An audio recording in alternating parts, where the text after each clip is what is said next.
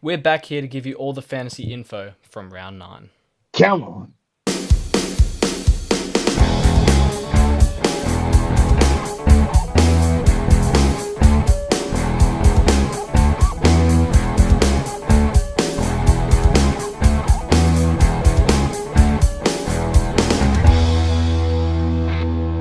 Hello and welcome back to Off the Mark, an AFL Fantasy Podcast. I'm Mason. And I'm Casey. And boy, oh boy. We're back. It's another week. True. Yeah, True. certainly was a week. One of the weeks of Yep. this year. Certainly something that's happened. It did happen. Slid again for the first, for like however many times. And I'm at 29,586. Season's pretty much wrapped up. Jeez. Scored in 1992. It was like not looking good. So, yeah, it's pretty in the bin from me this year, I think it's fair to say. Maybe it's not. Pretty grim, yeah. Yeah, no, I've had a similar week. Slid 4,000 spots, even though I was looking pretty good up until that last game, to put me at 24,047th overall. I did crack the 2K, which was kind of what I wanted to do when it was nearing that Sunday, but yeah, not good. I guess we'll talk about our bad players when we get to them. I finally hit 23 million in team value, which is nice. So I'm getting there, but yeah, looking for some big scores. I think a few of my uniques have some good matchups this week.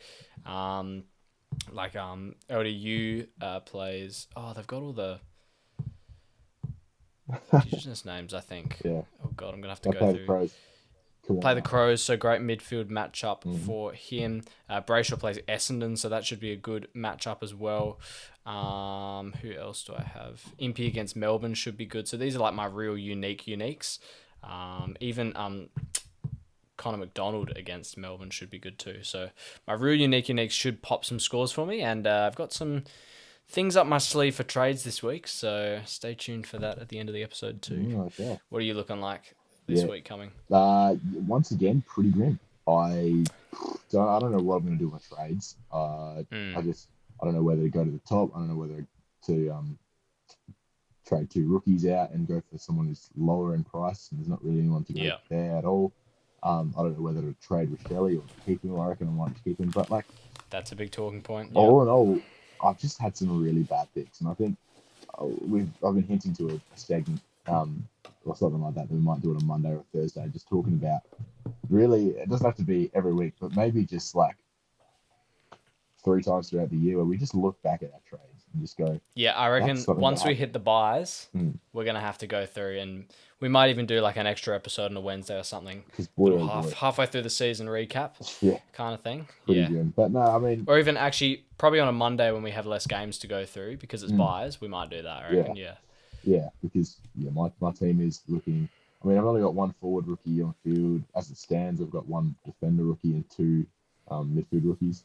If I trade 2 rookies out and go in midfield, if I trade 2 midfielders out and trade 2 rookies out, go a mid-pricer, then I have 1 in each line. But as it stands, I'm currently trading out Tanner Bruin and Jackie Farrow. So I'm doing the same thing. There you go. Jack still lives. Do we want to spoil who we're trading in yet, or do we want to leave that to the end? Yeah, go now, may as well, because it's probably subject to change as we talk throughout the podcast, as the mine always do. But no, I'm currently going to Whitfield and then, God knows, some rounder, probably. I've currently got Dyson Sharp, but he's injured, so he's just a placeholder at the moment. So I'll probably go some like 230k dude, which would give me some cash in the bank, which would be nice. But yeah, I really don't know what to do. Yeah, same. So I'm Farrow and Bruin out as well. But I've got I'm debating between about 3 players. I either go the value option in Bont because he is under $1 million and is looking primed for gold. Like, he's just amazing. I really like the look of Zach Merritt and his run coming up. So he's an option. Or I have the cash if I go down to, at the moment I've got Harry Johnston sitting there. I think his name is Harry.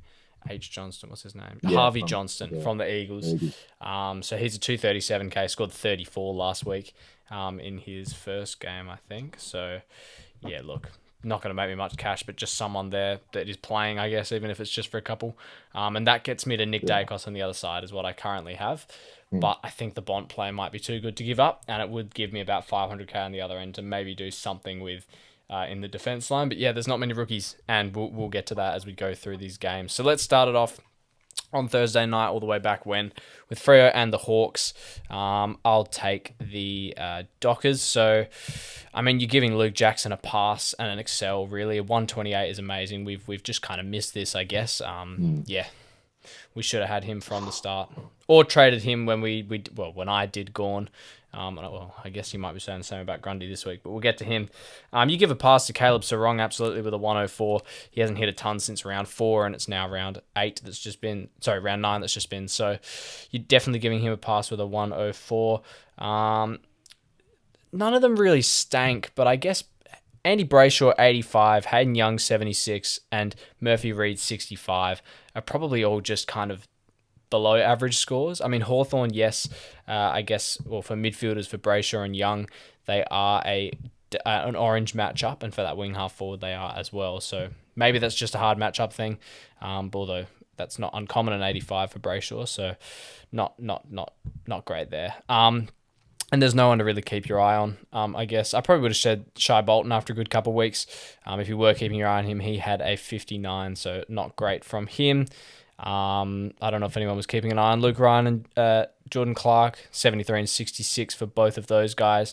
And yeah, there's not really much value in there. Cheapest player they had play was Alex Pearce, so no value there for the Dockers. No, not really. And gee, just tell you what, just on top of the Brayshaw was just really frustrating. It's just been a terrible starting pick from the get go. But moving on to the Hawks, saw Carl Amon's come back. I think this is his second week, and was really taking some of your the shine away from your boy Jamin Impey. So Amon with 114, Impey with 88, and you wonder if this is going to be a little bit of a trend that we see. Not too sure about that. John Newcomb's 72 for anyone who went him in draft. Not really much with the Hawks. It's not Cam, what's his name? Connor McDonald for you in your forward line is a real upsetting 47. Christ. Makes Rochelle look like he's a superstar. Makes him look like he's his highest scoring quarter was 16 points. Yeah, not ideal. And then you go down to the bottom and you see Bodie Ryan was the defender. He scored a 26. But I think it's worth noting that Tom Barras has gone down with an injury and he's likely to miss 3 to 5. So Bodie Ryan as not necessarily a key back, but he's at least a defender and is taller than most. I think that he probably keeps his spot for the foreseeable future. Maybe. Yeah, but that'd be something to watch and something to keep in mind with the Hawks. But as always throughout this year, not really much to talk about. Yeah, and those defenders still do have a good run coming up. They've had a good run the last few, but they still go yellow, orange, dark green, and green before their bye in round 14. So you can be holding them with faith. And look, the same way I was looking at Impey, this is his first time since round 5 not scoring a ton. And even round 5 was a 96. So round 4, I guess you could say. So he, for an 88, was probably a bit poor, but you should think he'd be better. And now this is Amon's third ton in a row. So both of them are looking the goods at the moment. And if you wanted to go there as a unique, I wouldn't fault you. I'd probably be going Amon over Impey now. I think he's probably just as unique and probably has a bit more of a history of scoring. But yeah, both of them very good. Let's move on to the next game, and that was the Lions versus the Blues. I'll let you take the Lions so I can take my Blue boys. Talk about your Blues. Yeah, well, the Lions, at the top was Lockie Neal. Bounced back from recollection. He had a pretty mid score last week, but good to see 124 from Lockie Neal, and he's probably going to be like this. But it's the tags that worry me for Lockie Neal, which is why hasn't really been in our trade targets. Someone who also has not been in our trade targets because of possible tags was Will Ashcroft. Now, not sure if he copped attention or not. He played 82% time on ground and only scored a 79, 23 disposals. Do you think it's a bit unders for him, especially up at the Gabba? Now, I know your boys put a little bit more of a fight up than most were expecting, but that's still a bit unders for what we'd expect from Will Ashcroft, the two-time Norm Smith medalist, as we had that debate about him and Lockie Neal. Point Lockie Neal. Hugh McCluggage, 93, 1 goal, 25 disposals in a week when a lot of people brought him in. it's a pass. It's a tick. Yeah, you're happy with Absolutely. that. You're very happy with that. Yep. Some people were hoping for Did you more bring him against. in last I week? did. Yeah, yeah. Yep. Same. Some people were hoping for more, but mate, 93. You get what you get. Um, Speaking of being greedy and hoping for more, was Zach Bailey 61 stacked in. I really, Yep. I went Horn Francis. I should have picked Zach Bailey, and look, yeah, I mean, he's still got 100 and whatever many points on him in these last 3 weeks or last 2 weeks or whatever. But finally dropping to 60s, like getting into that point of the fact that the forward line is just shit, whichever way you look and Yep. whichever way you go. It's just kind of like that. It's how it is. Tough luck to anyone who have him. And then worth noting, Dan Zorko only a 76. Popped a good score in Yeah. his return game, and then just a 76. So we will still drop in price and probably not looking at him just yet, if at all, as you mentioned. Yeah. Don't think there's any rookies coming through for us other than that Cody Curtin popped to 15, pretty mid, and yeah, that's kind of it, I think, for the lines over your boys. Or Yeah, if you got well, anything more. Cody Curtin stays at 230k, which Mm, is good if you wanted to go there, I guess. But yeah, on McCluggage, he's still cheap, 822k this week, but he does come up against Geelong, where Oisin Mullen tagged him last time. So we'll talk more on that on Thursday. But just to watch if you're wanting to trade into him. And yeah, sucked in Zach Bailey owners. I really did not like that pick, even after the 120s or whatever he was scoring. yeah, I fair. have no idea what the thinking behind his sustained scoring is going to be. I know the forward line's shit, but I think you were probably better there saving it for a rookie. So interestingly, this was his lowest CBA count since that North game in round 5 where he had just the straight ton. So I guess an interesting note. And really, for midfielders against Carlton, I don't remember whether who did we play last week? The Saints. Well, Flanders was shit last week. Nasai was okay with like 100. Mm, So, and then we've got Lockie Neal obviously at the top with a 124, and Dunkley even popped a good score with a 101. But then Ashcroft 79. I know Zach Bailey didn't really score, play as a midfielder, but 61, and even McCluggage 93. Didn't quite crack the ton, but still a good score. So maybe they are a bit harder than we think, or not the easy team that we would think because they are shit. mm, But they scored all right. So the top two there, Mackay and Hayward, just kicked 3 goals each, I think. So that's why they're there. Paddy Cripps is the most inconsistent player ever when it comes to fantasy. So since round 5, 105, 81, 101, 48, 100. So not yeah, looking there. Sam Walsh, again, I say it, just sneakily kind of okay without being terrible.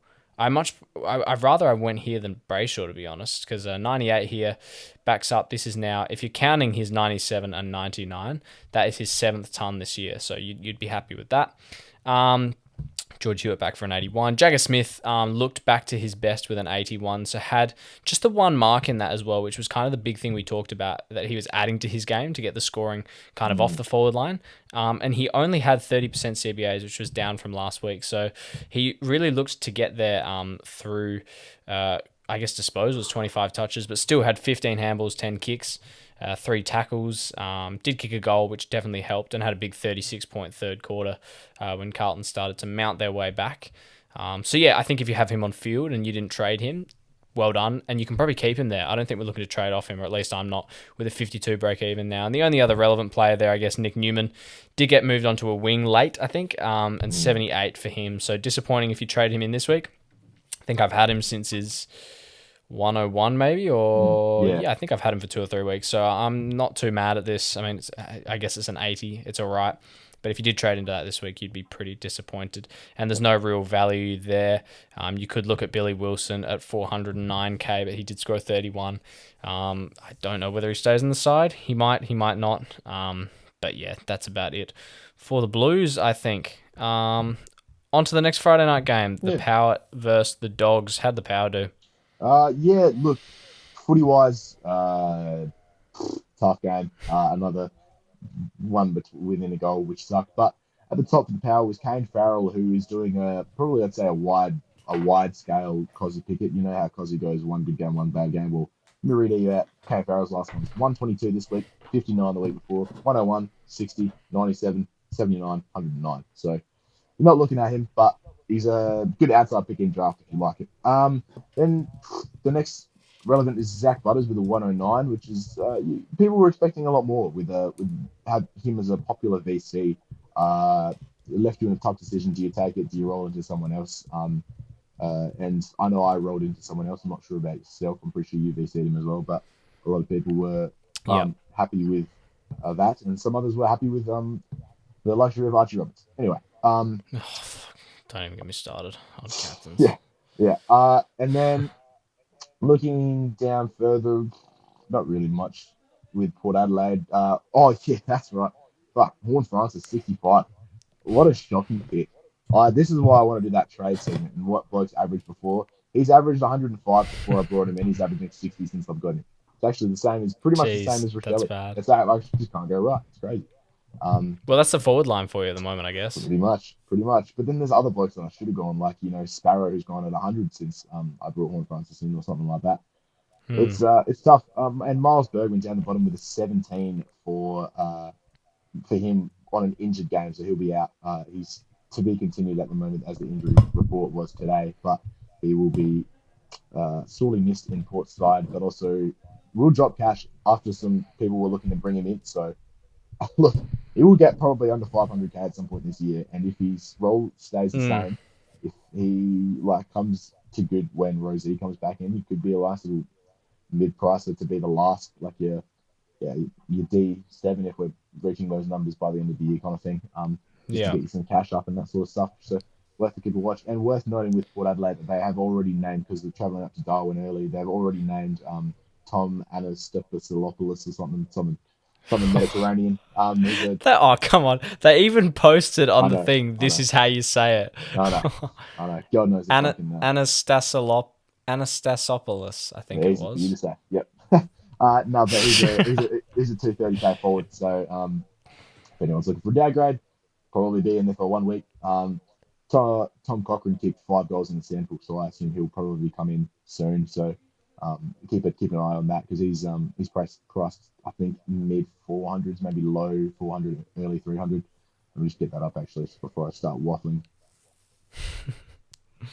Oh, 265, cheap as yeah. Look out. Jeez, cheap as He chips. yeah he did all right in the sample. Scored an 80 odd.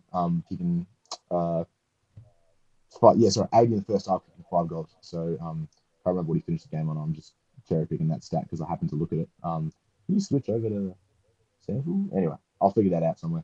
Whilst you talk about Ed Richards and the Bulldogs.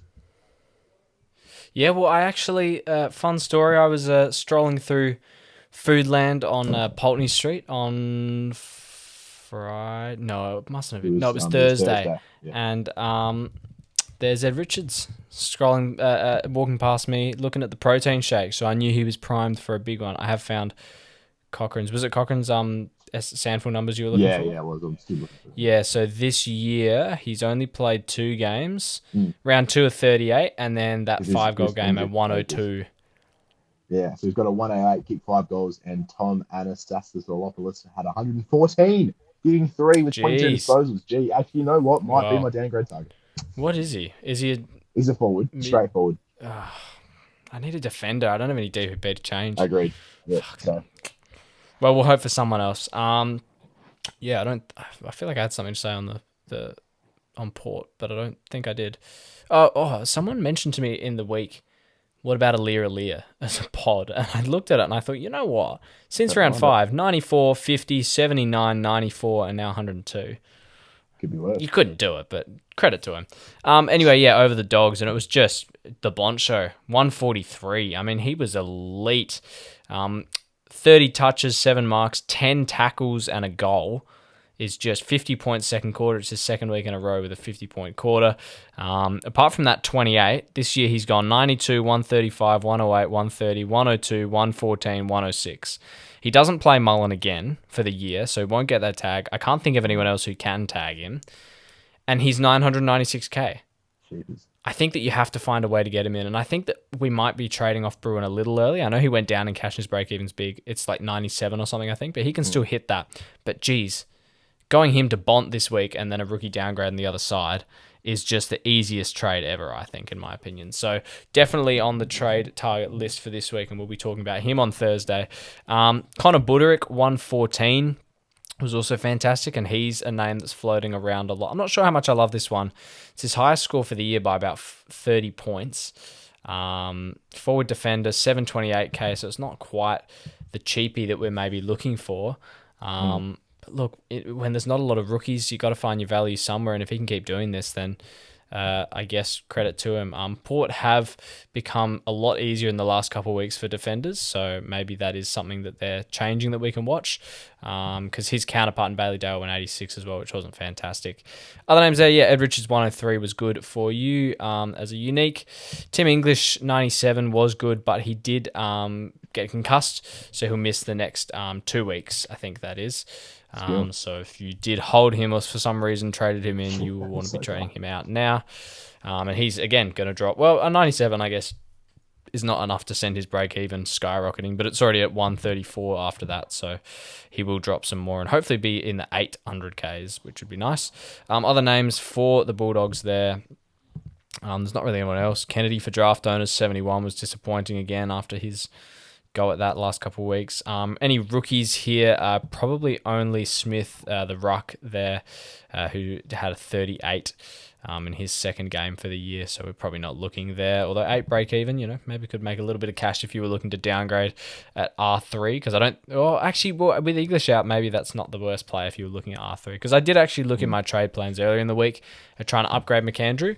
But I'm going with Bruin to Dacos or Bont at the moment, probably. So yeah, definitely one you could sit there at R3. But that's about it for the Dogs. Let's move on to Saturday. Do you want to take North or Sydney? I'll take Sydney so I can talk about me rucking. All right. Well, North, not bad here. So Sheezel 127 was good. He's probably just a guy that we need to say, you know what? My vice captain's not done me well enough, which to be honest, Butters 109. I probably should have just taken. And believe me, we will get to who I captain later. But Sheezel should just be like Roberts, like Dacos, like Smith, one of these guys that we just go, you know what? I don't care who's playing. Should hit a 120. And that's what he did here, 127 against one of the hardest matchups in the comp at the moment in Sydney. So he was fantastic. And LDU, 116 was on fire in the first quarter with 41. And then I think they kind of sent Jordan to him a little bit on like a light tag. And it just kind of didn't really work. He just kept scoring. So 116 for him as a unique was probably why I didn't slide 8K ranks and only slid 4K. So thank you, LDU. And then a few halfbacks here, which means Sydney are definitely getting easier. Parker, 111. Cam Zerhard popped a score for those who have held a 110. And Caleb Daniel, a 104 there. I know Colby didn't play backline. He played mostly half forward as well, but an 86 for him too. So definitely a watch on who Sydney play in the upcoming weeks, which is, if I quickly get their fixture up, Collingwood. So that's, Houston, Josh Dacos. Then he gets Geelong, which is Bruin, maybe a Max Holmes. Richmond, if Sam Grill comes back, or maybe Jaden Short. And then the Saints, which would benefit a Sinclair, a Jack Carroll, maybe a Windhager if he's playing there, or an Asaya. So interesting there. But yeah, Colby still had that half forward role. An 86. Kind of sucks that I traded him out for a 19 at 86 when I had guys like Farrow sitting there who I ended up fielding this week. Yeah. But look, you can't win them all, and he's not making that much money anyways. So, and I think I went him to Impey, who's been better anyways. And he's going to start not doing very well. Colby, he's gonna have to fall to 50s at some point playing half forward. Another guy who was a bit underwhelming, Tristan Sherry, an 84 after 144 and 131 in his last 2 since coming back from that suspension. So Grundy, yes, he is a hard matchup, although we'll talk Grundy in a sec. I'm sure you'll have some words for him. But yeah, 84, not good enough. Although when I was looking to upgrade in the ruck, I think Sherry could still be a very nice pick if you wanted to pick him up this week. Oh, it's just auto-corrected him to Terry. Where is he? Tristan Sherry. So plays McAndrew this week, and then Witts, and then goes Jackson and Freo. The Eagles, Richmond, Essendon, Port, Collingwood. So not a terrible run for Sherry if you did want to target there. And he has shown his ceiling, obviously. The only other relevant name there really is Tombler Myers with a 62. So he just keeps pumping out those 60s. I'm kind of glad I held him over his week that he was dropped, because he's still making a bit of cash.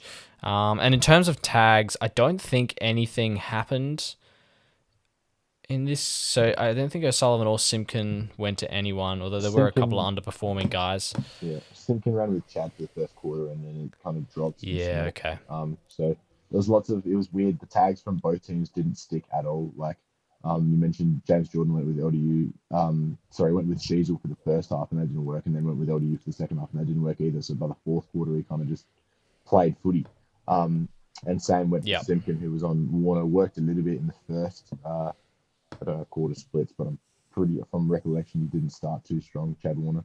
And then Yeah, it 15 kind and of dropped 2 it. in the first half, and then Yeah, so he 28 and 18.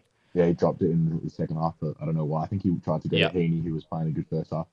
But anyway, yeah, Yep. Heaney, it was Heaney, 92 points with 3 goals, 24. Played as he would, but priced, so under's what he's priced at by about 10 or about 8. So a bit disappointing, but a 90 is a 90. You can't complain too much. Yep. Uh, we don't really have many swans. We got Chad Warner, as I talked about, No. with a Oh, 63, which was disappointing. But hey, I mean, he's sitting quite nicely in the Rochelle Horn Francis area. So welcome to the yeah, forward line, true. mate. Don't you beat True.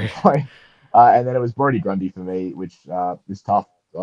He scored a 54, 27 hit outs. So exactly half of his score. Is that exactly? Yeah, that's exactly half of his score were hit outs, which is just it's disappointing. He had 14 disposals, 1 tackle, no marks, and from recollection, a lot of frees against.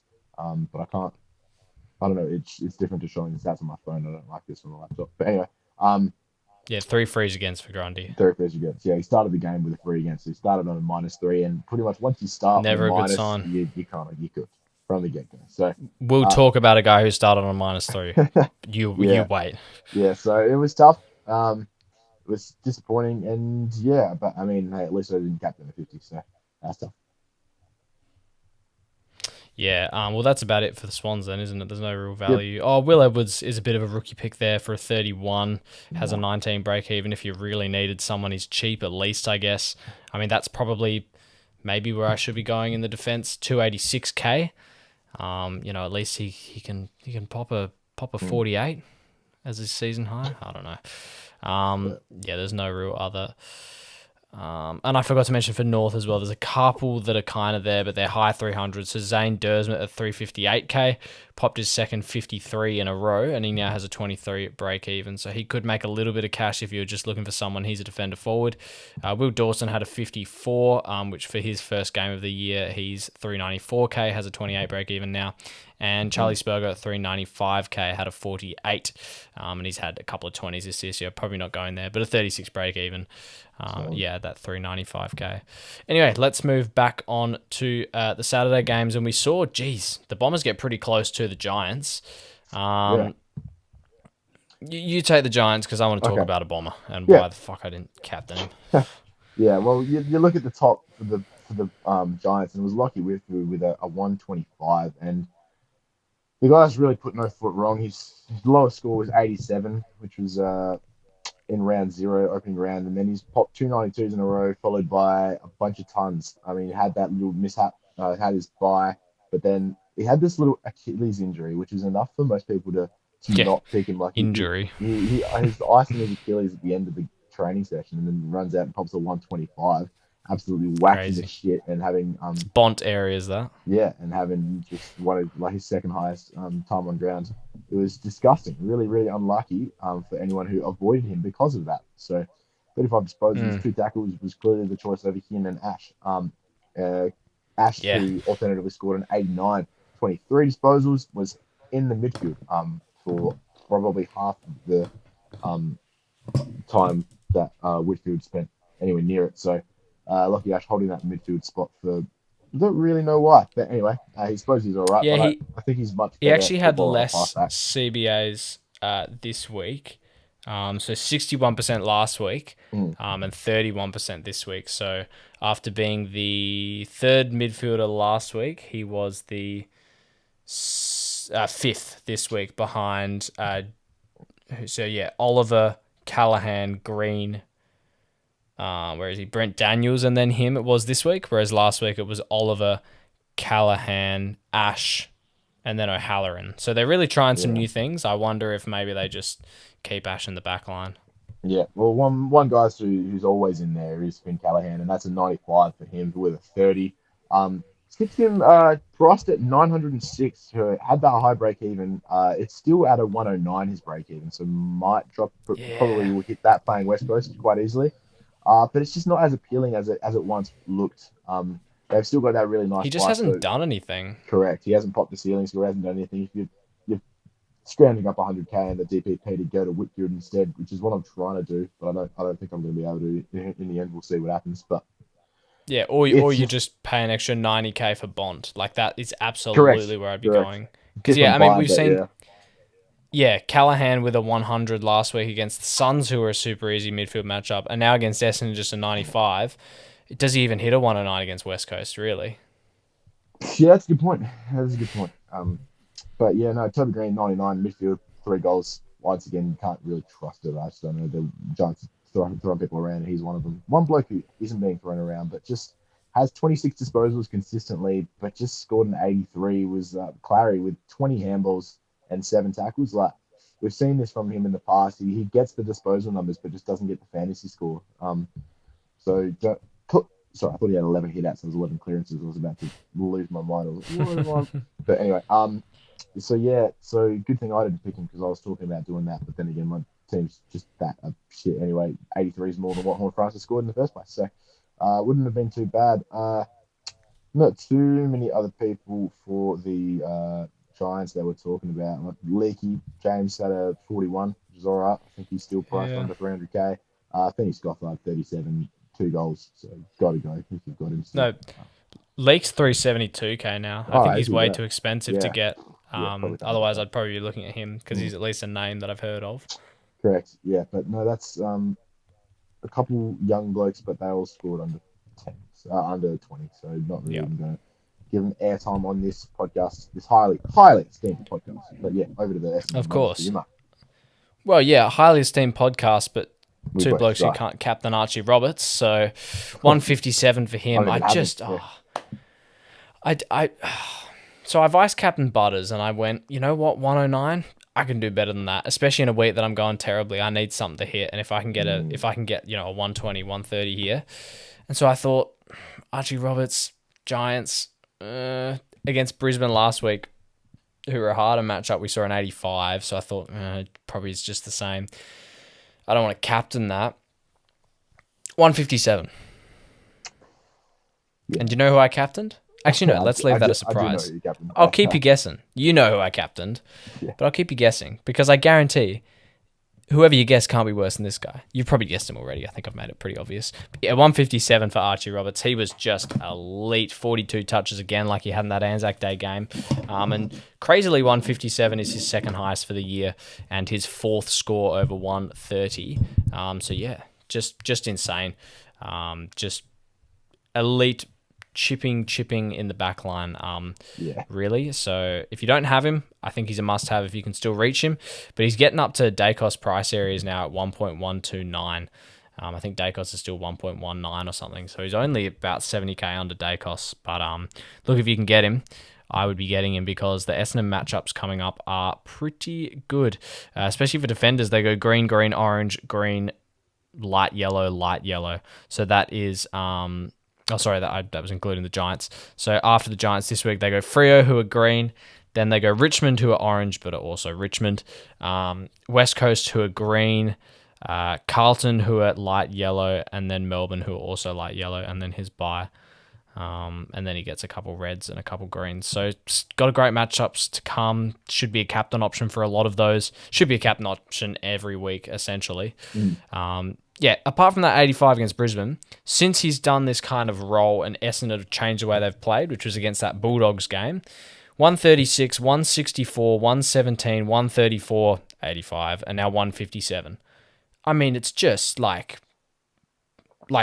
honestly almost better than Dacos and Smith, It's pretty soft. if I could say that. Like, it's pretty good. 103. And a guy who I feel like he's been a bit overshadowed by Archie Roberts, but Zach Merritt's quietly putting together a pretty good season with a 111, and he's fully in my trade plans because, as I just read out, that those matchups for midfielders are pretty good. So you go Freo, Richmond, West Coast, Carlton, Melbourne, and then he has his bye. And then even after that, he goes North, who are hard, St Kilda, Brisbane, GWS. Again, who he scored a 111 on here. So he's got a good run to come up. The Essendon run's not bad. And I think of all the two guys that can score on this team, it's probably those guys and then maybe a couple of rookies is all we're looking at. So Merritt is definitely a target at 1.03 million. Other names there, Peter Wright is putting together a couple good scores as well. 101 sneakily for him as the ruckman.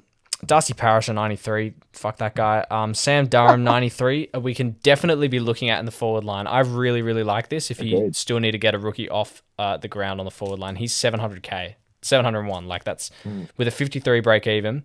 Scored 290s, and he's got that good run to come up. And he's kind of like their main midfield guy, really. When you look at the CBA numbers, last week he had 84%, which was the highest, and this week 78%, which was also the highest.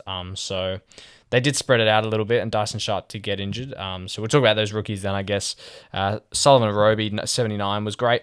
He's 426k. I don't know if you can be looking at him now, but a 9 break even, he should still make a bit of cash. Dyson Sharp, 56, did get injured. This seems like I think it's going to be similar to what Sam Cumming was, where he might just spend a month out.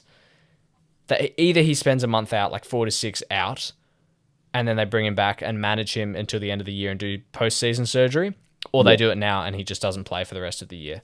So it's up to them what they'll do with that. But yeah, unfortunate I started with him. I thought he was going to start to become a bit of a good pick come these last couple of weeks because he has scored well, but... Yeah, 56 seconds is still good, makes a bit of cash. And Jacob Farrow, 43, he lost 18k and is almost under 600k now, so we absolutely need to be moving him on, especially if you have him on field, but I think you just put him in your trade plans anyway. He is the most traded out player as of the time of recording this, so there you go. Moving on to Saturday night now, this first game, the Gold Coast versus the Saints. What do you got to say about the Gold Coast? Yeah, at the top is it's John Noble, 135, 1 goal, 31 disposals. Putting his hand up. I'll tell you what, we've got a he is couple absolutely questions. And one of them is about I won't read it now, but got to look at it. You can't ignore it. You certainly can't ignore it. Worse than thought. I have a bit of bad voodoo with him. I was gonna pick him earlier on this year, and then he dropped a pretty mid score against the Tigers, and I don't know. I don't know if I can trust it, but I mean, he's certainly putting a couple of good scores together. So he was good on my draft bench. Let me tell you that he's my D3 in our draft league with 2 defenders, and Nasiah was D2. So bang! What a great feeling. Lucky, yeah. Yeah, honestly. Yeah. I mean, he's no Archie Robertson. Your boy had that second. Anyway, fuck off. This draft, I had Toby. Anyway, Noah Anderson was a 115, 31 disposals, who I, as soon as the round finished, picked up in draft for Liberatoria. Hasn't played a game this season. So he's put together 3 tons in a row. So that's good to see from him. I think 3 tons in a row. I'm just looking at that. Anyway, 192, 115. Close so enough, pretty much. 115, 31 disposals, and certainly looks to be back. This is why we all had him. Clearly, that appendix was doing some bad things to him. Now, we don't talk too much on randos, but Mac Andrew, mind you, had a pretty good 3-game stretch. Yeah, we're not picking. I don't know. But Jesus, that bloke from the DT talk show, he's laughing right now. I know, right? He's laughing, but yeah, no, not looking at that. But hey, just worth a mention. Anyone who can do that, good on you. Took 92, okay, for anyone who had to see them in their forward line. Petrarca, 83, disappointing, but in a week where the forward line was disappointing, it's actually a pass.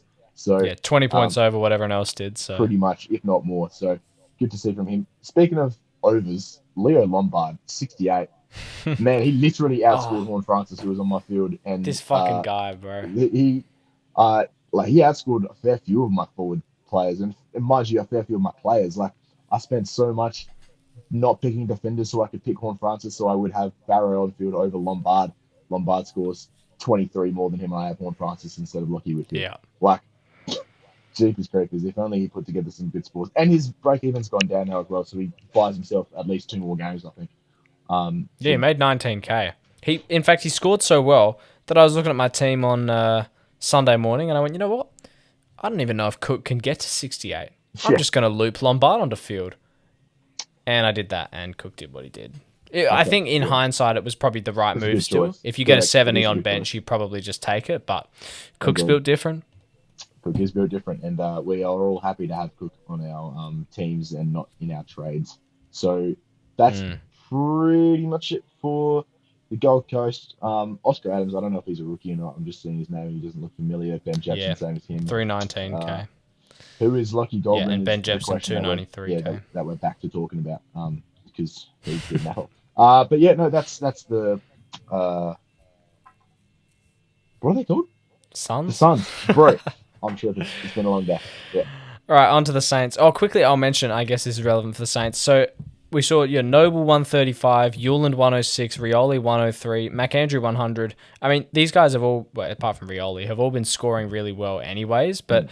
St Kilda are definitely an easy matchup for defenders. So if we look at some of their matchups coming up, we can look at easy fixtures for Richmond this week. So if Grill's back in, although we should have all traded him out, hopefully. Yep. And a Jaden Short. Against Freo, that can be a Clark and a Ryan. Against the Hawks, that's your Amons, your Impies. Against Sydney, maybe a Jai Sarong. And against the Giants, that's Whitfield and Ash. So some good ones coming up there if you own any of those players. But up the top there for the Saints was Sam Flanders. Man, he finally popped a ton. I know. 119. Free ride Flanders. Did it right. Yeah, not anymore. So he Not was anymore. good in a week the forward line wasn't. So I hope no one traded off of him because it was probably... You'd want to do that with the crowd. Yeah. You'd want to do it when everyone else does, but yeah.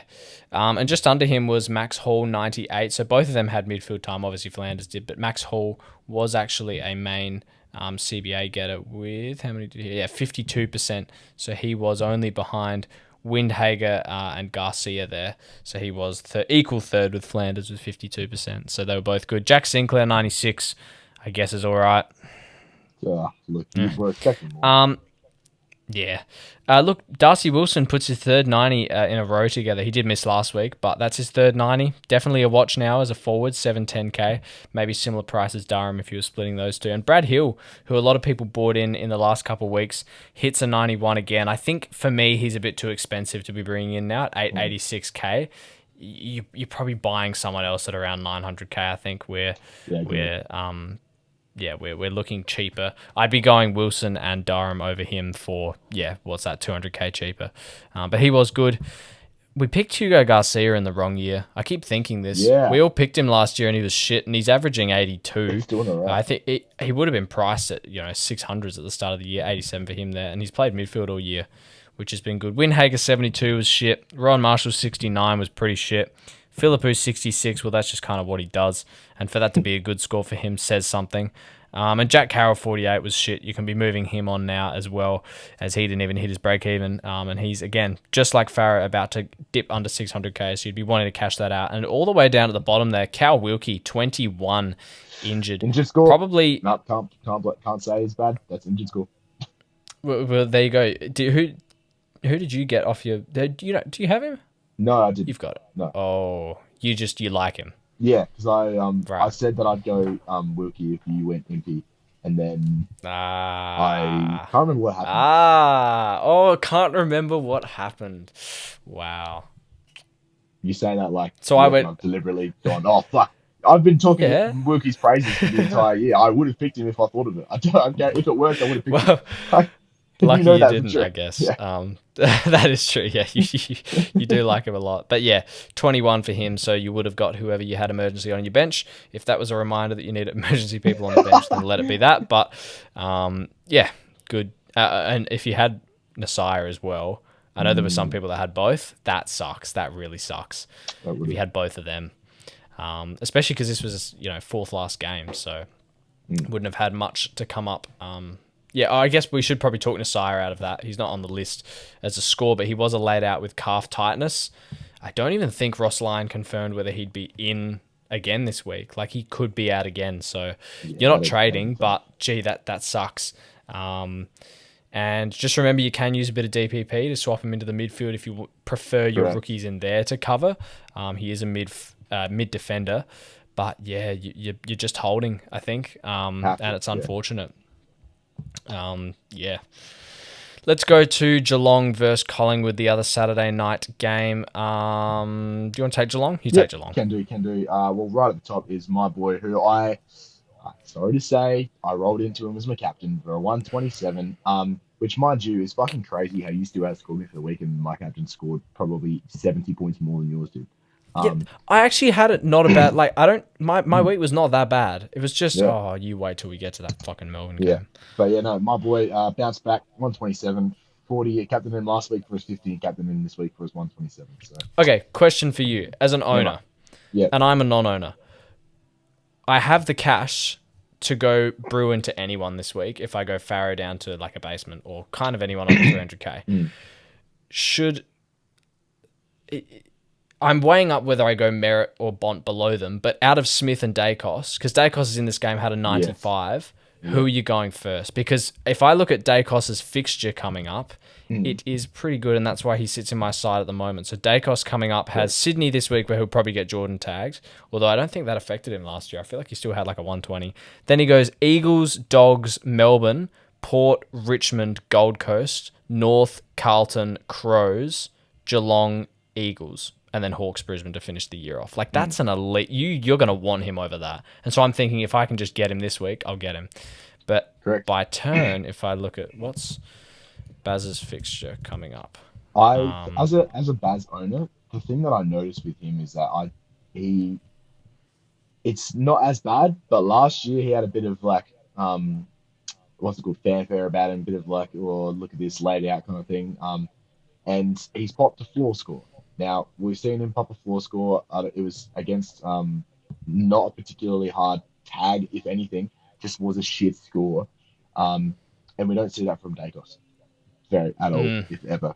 Like he's shown his weakness, I guess. Baz. correct, and Dacos's floor is 80 probably. Bar that calf soreness game where he was out for a game, Yeah, but after that he hasn't missed a trick, and his floor is a lot higher than Bailey Smith's. In saying that, they've got yeah, about the same ceiling. That I reckon they'll probably average. You probably can't go wrong each way you look at it. For me, Dacos has the earlier buy. Um, I like that. In terms yeah, of you can, if you've got Baz, you're going to have the very, very end. Whereas, oh, I don't know, you look at it either way.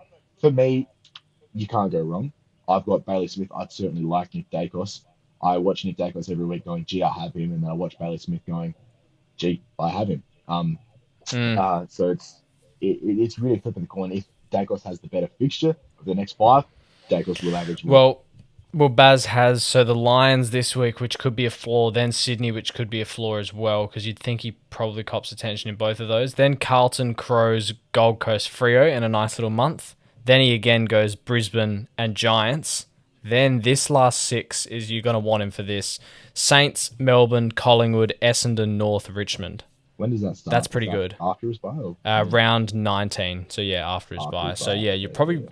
I think you're probably picking him up. So he goes, yeah, up to his bye. He goes Brisbane, Sydney, Carlton, Crows, Gold Coast, Frio. He might even drop in a bit of cash, especially he still has 149 break even. Mm, He could get to like that 1.1. He's 1.15 at the moment. Then you might be picking him up. So I think I agree. You're probably going Dacos for the fixture over him. yeah, Um, yeah, and because Baz has shown his floor. Because correct. yeah, Dacos's floor, his lowest score for the year is this 95, like right here. This is his lowest Mm, score for the year, yeah, right. and he's only done that once else with a 96. And then apart from that, from round zero, apart from those two scores, he's gone 136, 127, 140, 128, 135, 124. Well, then I think it has to be Dacos. Yeah, hadn't gone on to 120. There you go. That's crazy. Anyway, the rest of Geelong. Yeah, the rest of the Geelong. Max Holmes with a 99. Still getting some CBAs, but still playing predominantly halfback. 33 disposals for him. So pretty good, pretty solid. Can't complain. Not too many blokes from. There's a lot of names in Geelong, but there's none too many you fancy Mm. over. Tanner Bruin with a 63. Popped a score, and we can look to get off of him now, which is tough because I've really enjoyed Is having Tanner Bruin. It's been really is good. that He's gone stupid though? in a row, 200s in a row, and then dropped to 60. There's a part of me that just wants to back him and drop Jack Steele instead. Yeah, I mean, because I feel like I haven't really been thinking about him as a rookie. Mm, And if agreed. you think about it, geez, if I went Farrow and Steele out, or even like Mm, Farrow and Brayshaw out or something, mm, I could get Dacos, and then I could probably get like a 600k defender, like Actually, hold on. Let me see what I can Where you can do, do with that. If I get Steele... Oh, no, I've only got 418k. I can't do that. Hmm. But yeah, It's tough. It's really it's a tough. possibility. Yeah. It's certainly something. Yeah, something to think about. Yeah, But no, definitely. it's what do you do? And do you bank the extra cash and go so I'd go bang next week, or Yeah. do you just back the big dog in steel, knowing that he's probably going to be all right? He went back to back 130s not only 4 weeks ago, so what do you do? Yeah. Um, But I mean, this is the thing with trading out Bruin is he's hit a ton 3 times this year. And he's also got a mm, 98 and a 94 in that, so pretty much 5. Like he yeah, can score. Like he's not just a rookie that's made us a shitload of cash. He can score. And his break even's only up to 97. He could possibly hit that this week against who does he play? Brisbane and then Sydney. Maybe it is yeah, the right tough. time to get off. Might be, yeah. Which is a Well, shame we'll because have he's been more of a really good. discussion. Yeah, Yeah, definitely. We'll have more of a discussion about that later in the week. yeah, We're talking trade out targets. that's But it. let's move over to, no real value options there, I don't No, think. Over to the Pies, though. And the top scorer there was Jordan DeGoey, who's, I guess, put his hand up with this game with a 118. So he is a 674k forward. He gives me such strong Chad Warner but shitter vibes. Like, it's just Chad mm, Warner, but instead of Chad Warner going like straight 80, DeGoey goes straight 70, which just doesn't have as nice a ring to it. yeah, And yes, you can pop these ones, but yeah, I'm not a fan of this pick. I'd be going agree. Durham or Darcy Wilson before him. Other names there, Josh Dacos, 97. You're happy with that, being ecstatic about that. Shit, not wrong. That's well put. So not bad. Nick Dacos, 95. Again, happy with that, being ecstatic. You're probably not happy with that, actually. He now has a 139 break even, which is also my thinking. Why am I going up to Smith and Dacos when both of them have break evens about 140? Yeah, it's a good point. Just go Maybe I Bond. should just go to Bont. Yeah, I think that's probably what I'm going to do. Yeah, go on. And then, actually, hold on. If I go Tanner Bruin to Bont Yep. here, and then I go Brayshaw out instead. Oh, I only have, if I go Steele out instead, that gives me 590k. But I don't know who I can get. I've looked in those areas. There's really nothing there. Yeah. It's nothing. Yeah. Oh well, I think I definitely will go Bont because I think Dacos having that high break even. I didn't even realize that. You're probably just waiting for them to drop and then you pick them up before the buys or someone coming off their buy. So off that first round of the buys, because you want your ceiling scorers over the buys so they can cover. Correct. You don't want to be getting these mid prices that may not even count in your side. So off any of the Adelaide premiums. So if you wanted to get off Rochelle, you could be going there with a bit of DPP. Gold Coast, if you wanted to get off Anderson, if you still had him. North, I might be getting off. LDU might be my path to him, possibly. And then Port Adelaide as well if you wanted to get off Horn Francis. So there's a couple pathways to get to these guys if you don't have them. But yeah, 95 there for Nick was not fantastic. Dan Houston, 89, solid without being great again. Collingwood didn't score fantastically here. And then a couple, no names. Darcy Cameron, 78 was okay, I guess. Angus Anderson, 60 was good, so did hit his break even, and that now goes down to 47. And Oscar Steen, 51 as well, hit his break even, so made a bit of cash for those who own those guys. But let's get on to the couple of Sunday games before we call it quits here. And we'll go through these quickly. Give me Melbourne because, man, I'm going straight to the bottom. Cozzy fucking Pickett, 58, and I captained this. Ooh. I haven't used that strong word on the podcast, and I will try not to, but man, this is going to be hard. So, Zach Butters, vice captain, 109. I'm thinking, oh man, my weekend's going shit. Sunday morning, I'm like, you know what? I've had it on Cozzy all week. I'm just going to put faith in him. Cozzy goes good, bad, good, bad, good, bad. He's done that since round 2. 78, 134, 98, 124, 80, 131, 96, 1 something. It's got to be, that's the pattern. So I'm thinking, surely, even if he just hits 100, West Coast, surely, he'll kick 5 goals. 58. He had 14 touches, 2 tackles, and a goal. Yeah, that's pretty tough. 9-point first quarter. So he did start with that free against. Yeah, actually, he started with 2 handballs and 2 frees against, which was fantastic. Well done. And just never picked himself up. It was terrible. So, fuck that guy. Thank God he got off because otherwise he would have absolutely been traded out. I don't care if it's a rage trade, but Anyway, from the top, Max Gawn, solid with a 106. I was kind of hoping that he'd hit like a big 130 while Grundy was Mm, shit, so I could win back a little bit. But look, 106 solid. yeah. I think you won Still like getting cheaper though. 60 points you won back anyway. So Yeah, true. Yeah, so 130 he is getting cheaper. Just secretly, Jake Bowie was back for his first game with a mm, 98. mm. So interesting, I do like that. interesting. One to Yeah. watch. Tom Sparrow was good again with a 94. Was probably the guy to go in the forward line. That's Yeah. if you count a 94 as a ton, it's his third in a row. Gee, we're really today counting some low 90s as tons, aren't Hey, we? it's been a bad Look, week. exactly. You got to stretch it sometimes. Jack Steele, can we count his 84 as a ton, No, please? no. Someone give him an extra 16 points, because fucking hell, 7 points in the last and 13 points in the third. So he was sitting on a nice 64 at halftime and only had a 20-point last half for an 84. So that was bad. Caleb Windsor was kind of good again with a 75. So he's put together a couple What? weeks in a row now. Bro, That's been good.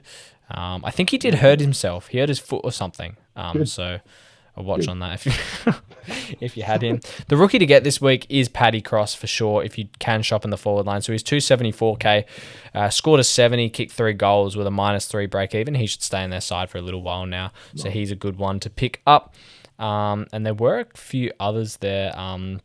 Down the bottom, Menez Wakefield came back in for his first game in a while. He's 370k, but just scored a 25 and has a 51 break even. And that's kind of it. I thought there was another one. But yeah, anyway, over to the Eagles. Yeah, looking at the top, it's Tom McCarthy with 98, who Mm. was a bit of chatter that we had. He's been pretty solid. I can't lie, pretty solid. My man, Elliot Yo, 93. Reason I'm a West Coast fan. 20 disposals, 16 kicks, but 8 tackles. He's been good since he's come back. He's been pretty good. I'm not going there. He's way too 85, good. 90, 104, 93. If I didn't pick Zorko because he was injury prone, I'm not picking Yeah. Elliot Yo by any means. So, Yeah. Well, we saw Um, how Zorko turned out. but So man, one bloke who scored a points less than him and has just probably been one of the rookies of the year. It's just Milan Murdoch. Absolutely outstanding. And to have him on field, and he's gonna get forward status. oh, That's gonna be a no, great F6. bro, he's going to be And elite. I didn't mention it before, but Jagger possibly should as well. Which is like, Mm. at what point do we just like? I'm thinking like, fuck Chad Warner Yeah. and Connor McDonald. Like, I'll just trade them and DPP them to midfielders and put Murdoch, these two there Jagger, and have Murdoch, Jagger, Cook. and Cook. Like, what's stopping me? They're not Nothing's scoring. stopping They're me. scoring better. Murdoch is probably a top 6 forward at this point. Probably. Yeah. And Like, genuinely. Yeah, genuinely. Actually, score wise, probably. Yeah. He doesn't put a foot wrong, other than when he put his hamstring wrong. Anyway, Josh Lindsay, 84, another really solid rookie that I wish I didn't trade out. And Willem Dersma, 72, dropped a low score. But look, 72 is better than pretty much 80% of the rookies and better than everyone's forward line. So the one that we missed, as we always say. Bailey J, for anyone who had him, 69, solid, kick the goal. He's been copping some pretty rough nicknames, that guy. So good to see him put an okay score. I mean, 69's higher than Cozzy, higher than Horn Francis, higher than Warner. It's like, doing all right. Was a lot cheaper than them too.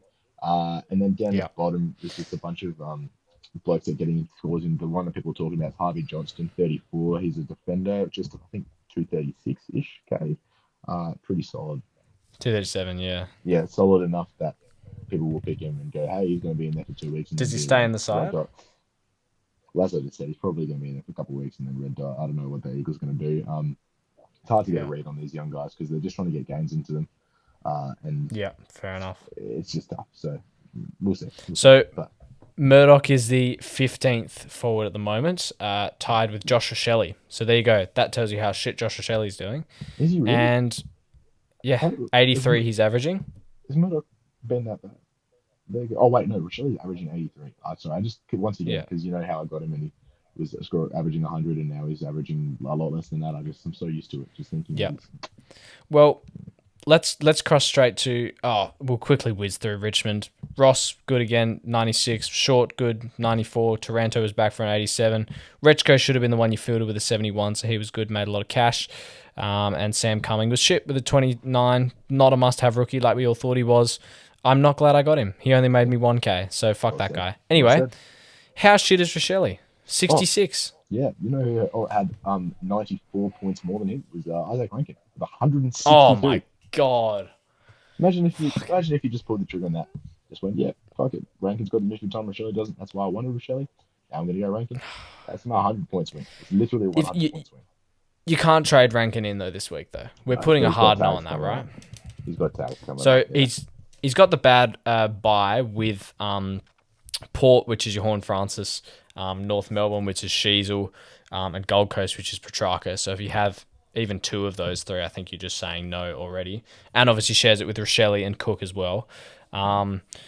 And yeah, his next few matchups he comes up against, if I look here, North, so he'll probably cop O'Sullivan. Hawthorn, he probably cops Nash.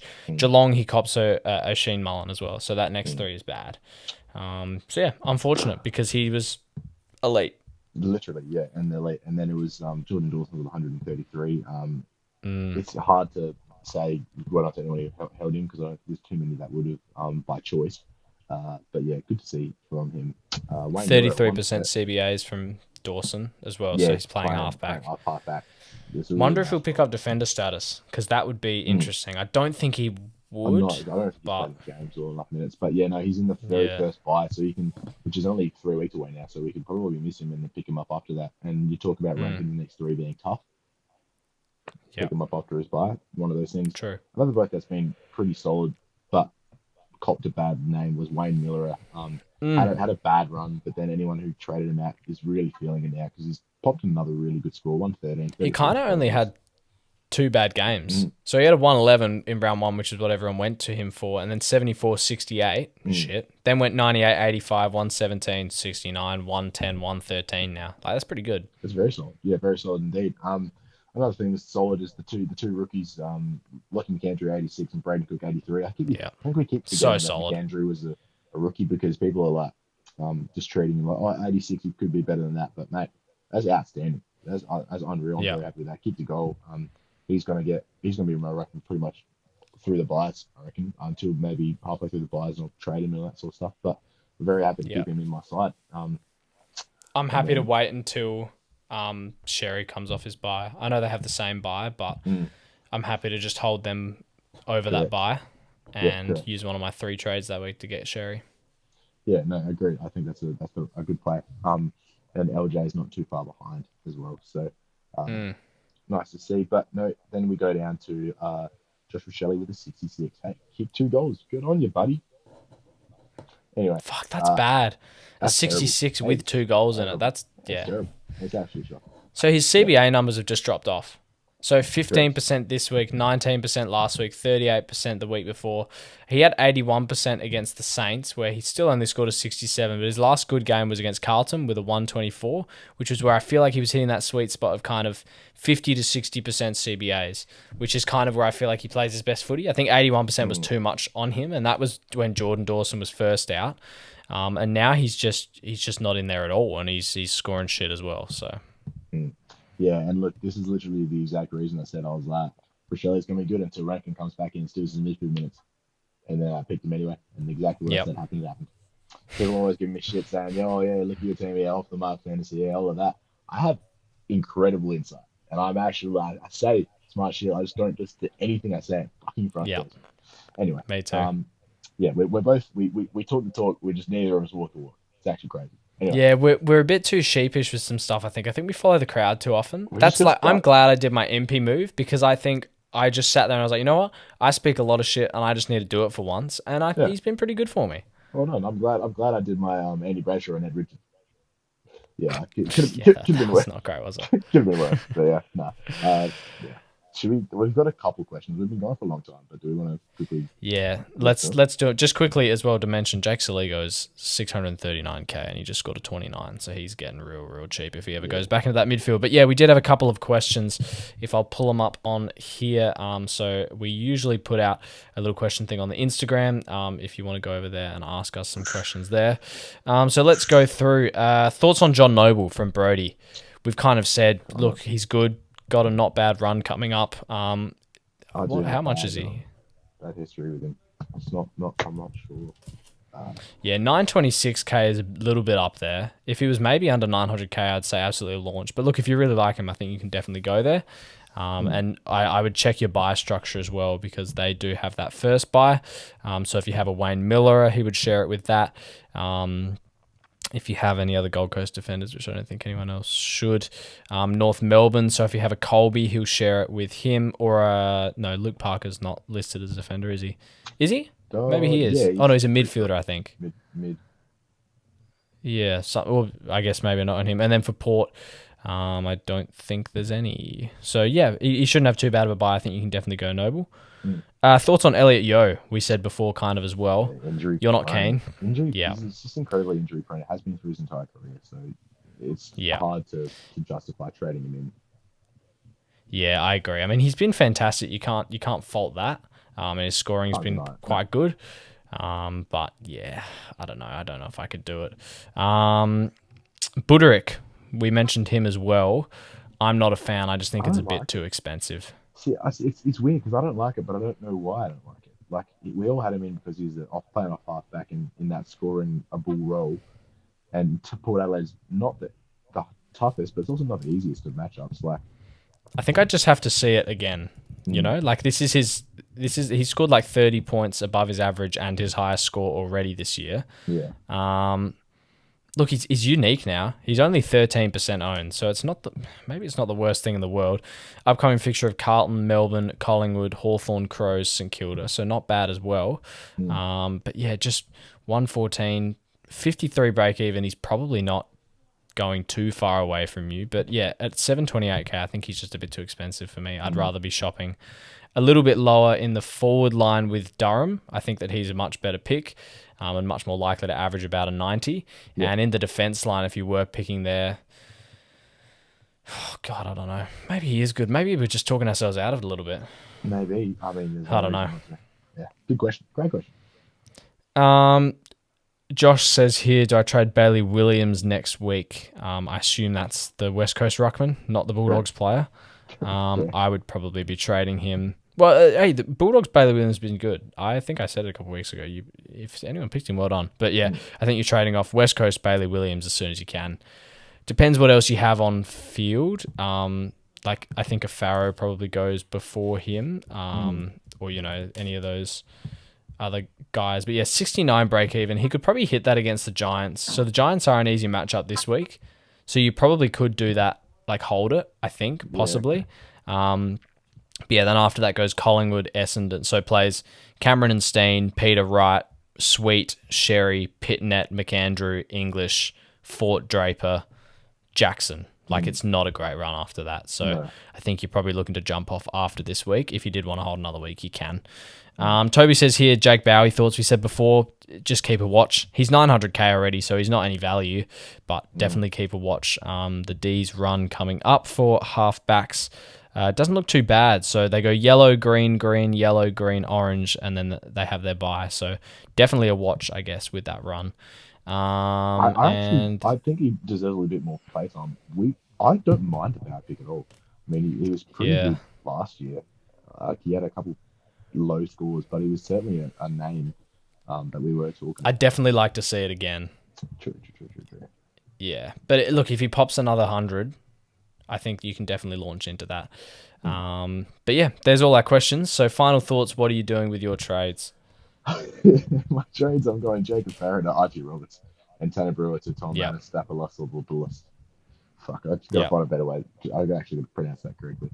Tommy A, as they call him in the port on the Instagram. Tommy A.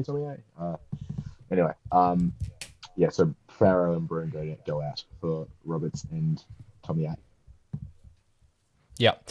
I've gone Farrow and Bruin out for, at the moment, Bont and Johnston, which does back me 260k to do something with next week.